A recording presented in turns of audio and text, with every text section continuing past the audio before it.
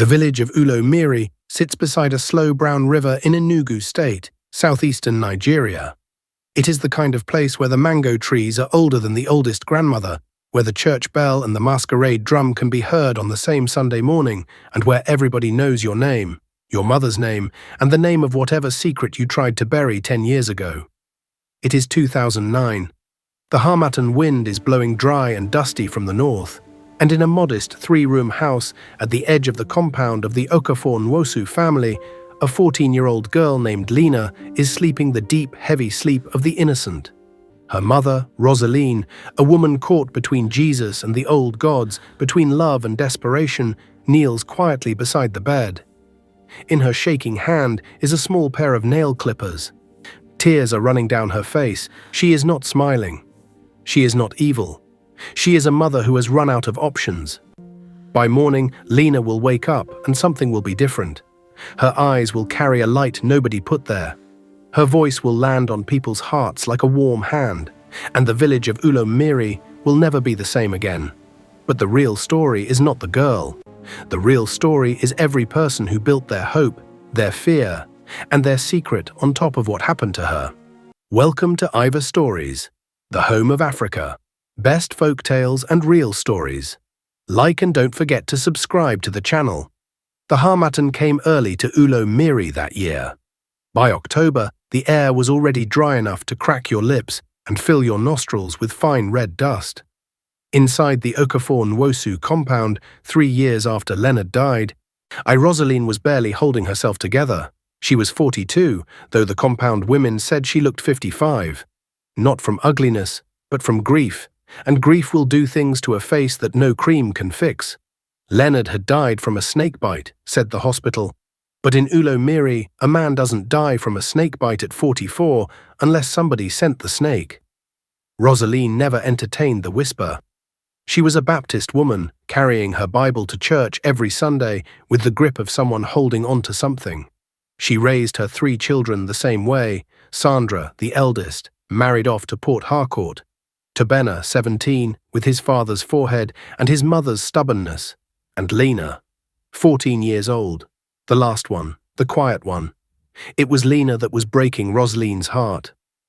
After Leonard died, Sandra cried for 3 days and returned to her life. Tobena channeled his anger into his schoolbooks, but Lena went somewhere else. Still in the compound, still eating, still attending school, but something in her had dimmed like a lamp turned down low. She stopped singing. Lena used to sing everything, while fetching water, while washing plates, a voice too big for a 14-year-old body. After her father died, it stopped completely, as though someone had reached in and unplugged a wire. Roseline took her to the hospital. The doctor wrote a referral letter to a counselor 60 kilometers away. Roseline folded it carefully and placed it in the drawer where she kept things she couldn't afford to act on. She prayed over Lena every night, anointed her forehead with olive oil, cooked her favorite meals. Nothing opened the girl back up. On a Thursday afternoon in November, Roseline found herself at Mama Ezine's compound. She had told herself she was just passing, but Mama Ezine was 81 years old and had been reading people since before most of Ulo-Mmiri was born. She looked at Roseline the way a doctor looks at a patient who says, "I'm fine," while holding their side in pain. "Sit down," she said. They sat on low wooden stools, and Roseline talked for almost an hour. About Leonard, about her children, about the counselor's letter in the drawer. Mama Ezine listened without interrupting once, which alone made Roseline want to cry. When the silence came, the old woman poured 2 small cups of palm wine and said simply, "The child's chi is sleeping." Roseline stiffened. She knew what that meant. Personal spirit, inner guardian. In the thing the Igbo people believed God assigned to every person before birth. "I am a Christian woman, Mama," she said carefully. Mama Ezine looked at her with the patience of someone who has heard that sentence many times. "Your God and the chi are not enemies. Your God made the chi. Everything God made can sleep when it is sad." The instruction was not dramatic. On the next moonless night, when Lena was deep in sleep, cut the child's nails, gently, quietly, collect the clippings in white cloth, burn them outside with dried ogiri seed, and speak the name of Leonard into the smoke. Ask the ancestors to bring the girl's spirit back to the living side of things. Roseline walked home with the instructions sitting in her chest like a stone. That night she argued with God in a whisper and waited for an answer that felt like thunder. She got instead a silence that felt strangely like permission. 8 days later, on a night with no moon, she tiptoed into Lena's room. The girl was deeply asleep. Roseline knelt beside the bed and was crying before she even opened the clippers. The kind of crying that happens behind your eyes. She was crying because she was holding nail clippers over her sleeping daughter and asking an ancestor for help. She was crying because she loved this girl more than she loved anything still breathing on the earth. She cut all 10 nails. Lena didn't stir. She burned the clippings under the guava tree, the same tree Leonard used to lean against on Sunday afternoons. As the smoke rose thin and white, she whispered into it, "Leonard, come and get your daughter. She is forgetting how to live." Nothing happened for 4 days. On the 5th day, Lena came into the kitchen while Roseline was frying a kara and picked up a wooden spoon and stirred the bean batter without being asked. Then she started humming. Roseline kept her back turned so Lena wouldn't see her face crumble. By the end of that week, Lena was talking again. By the second, she was having full conversations, eyes making contact, hands moving, the occasional laugh that sounded rusty from disuse. She went back to the river, but differently now, not like someone waiting for the water to deliver something, but like someone enjoying the company of something older and wiser than herself. The village began to notice. Old Mama Festus said her chest pain reduced after Lena simply greeted her and touched her hand. Festus Ugwu, the palm wine tapper, ignored Lena's warning about a tree and ended up on the ground with a broken arm, the trunk having cracked at a hidden rot point no one had seen. After that, people started watching Lena with different eyes. Tobena saw what was happening and felt deeply uncomfortable. He understood what the village did to girls who got labeled with spiritual power. They became property of the community's imagination, stopped being allowed to be ordinary. He went to warn Lena. "They're calling you things," he said. "They called Papa a lot of things too," she said. "He kept farming." Tobena had no answer for that. The compound's unease had a name. Auntie Veronica, Leonard's sister-in-law, a woman who had stayed behind while her husband settled elsewhere with another wife, and who had built her identity around what she had not received. She was not evil, she was unhappy, which is sometimes more dangerous. When the talk about Lena spread, Veronica collected it quietly and brought it to Pastor Bright Ekaphalam. Pastor Bright was 35, charismatic, and had planted his Pentecostal church 4 years ago with borrowed money and 12 members. His congregation had grown to 80 and stalled. He needed a moment.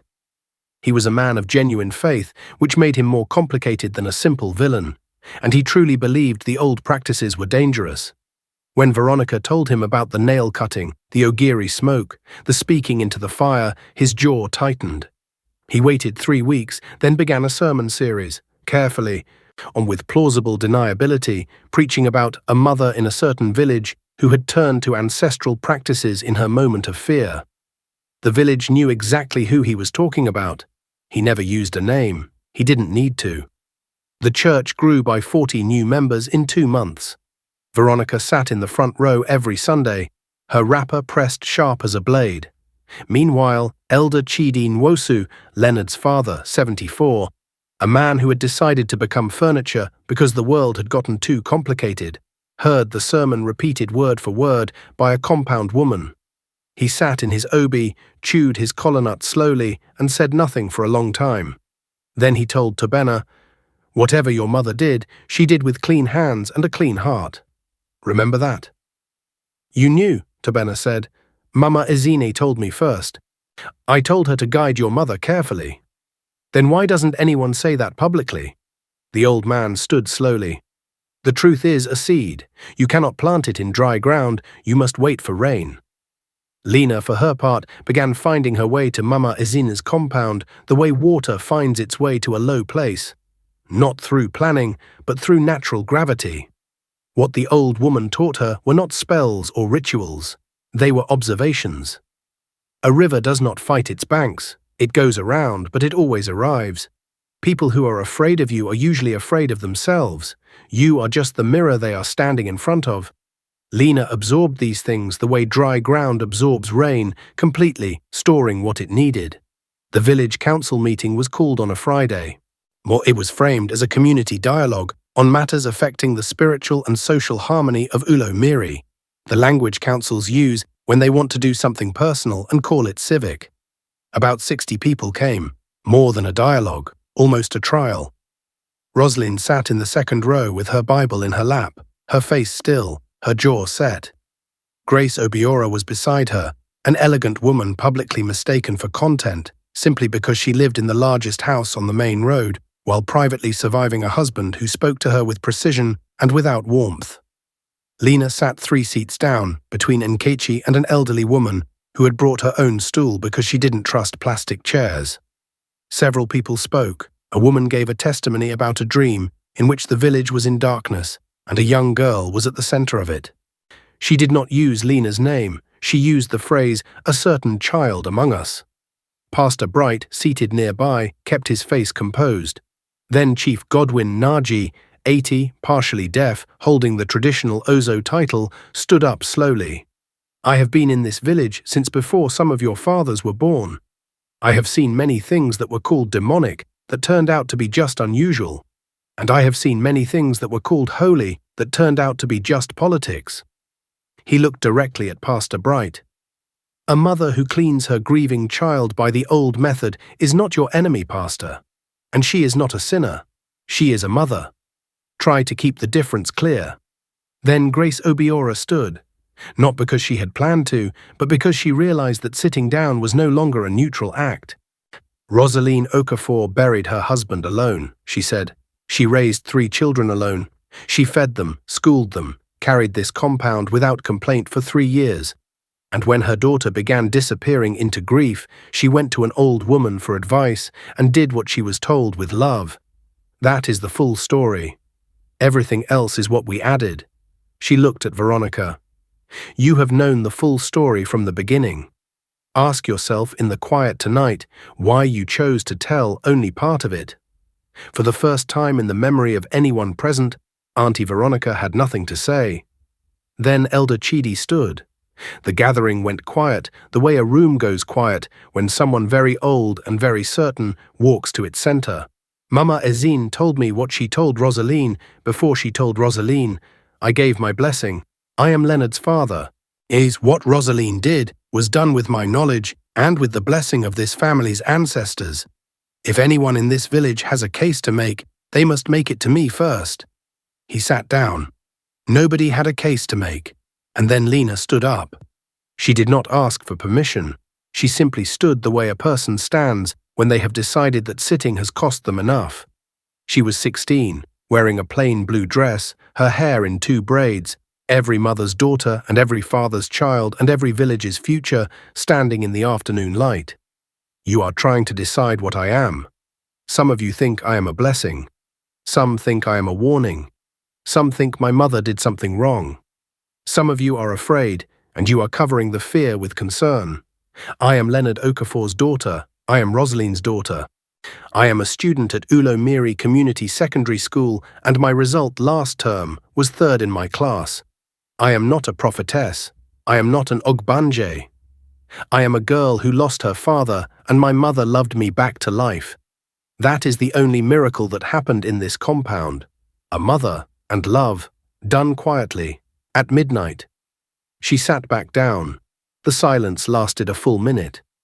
Then Chief Godwin Naji clapped, once, twice, and the sound spread through the gathering like water finding its level, one person at a time, until the meeting was, without any formal motion, over. Time moved in Ulo-Mmiri the way time moves everywhere, faster than it looks from inside, slower than it looks from outside, and entirely indifferent to how ready you are. Lena sat her WAEC examinations and earned distinctions in 7 subjects. She received a state scholarship to the School of Nursing in Enugu. The morning she left, Roseline pressed her daughter's face between her 2 hands, the way you hold something precious, firmly, tenderly, with full awareness that you cannot keep it but wanting one more second of having it in your palms. Go and come back bigger, she said. Lena went. She came back bigger. She became a nurse, then a midwife, known across her clinic for the same quality her English teacher had noticed in the classroom. She listened. She held hands that needed holding. She remembered names. She visited Mama Ezine's grave every time she returned to Ulo-Mmiri and sat with her the way she had in the living years, without agenda, just the quiet companionship of one attentive person in the presence of another. Tobena received his federal government scholarship letter, read it 3 times before showing anyone, then carried it folded in his breast pocket for 2 weeks to confirm it was real. He became a civil engineer, working on bridge construction across several states, known for a patient thoroughness. A habit of looking at the places where things might fail before trusting the parts that seemed to be holding. He had learned this, without knowing it, from a village where things were not always what they appeared to be. Mama Ezine passed away on a Tuesday morning in February 2014. She was 86. She died with 4 women beside her, a calabash of palm wine poured in the corner, and the smell of ogiri seed burning somewhere nearby, though no one admitted to lighting it. The whole village came to the funeral. All 3 churches sent representatives. The traditional chief came in full regalia he hadn't worn in 5 years. People who had not visited her compound in decades came and stood in the yard, unable to fully explain why, except that it felt necessary. The way attending certain funerals feels necessary, not because you knew the person well, but because you sense that someone large has left the room. The Udala tree stood over everything. The black and white cat watched from the compound wall, then disappeared. The river at the edge of Ulo-Mmiri kept moving, slow and brown and wide and indifferent to seasons. It had been moving since before the first house was built in the village and would be moving long after the last one fell. It did not care about any of this, which was what made it so trustworthy. A mother's love, done quietly at midnight, is like that river. It does not announce itself. It does not ask to be remembered. It simply moves in the direction it was always going, carrying what it was given to carry, arriving always, eventually, where it was always going to arrive.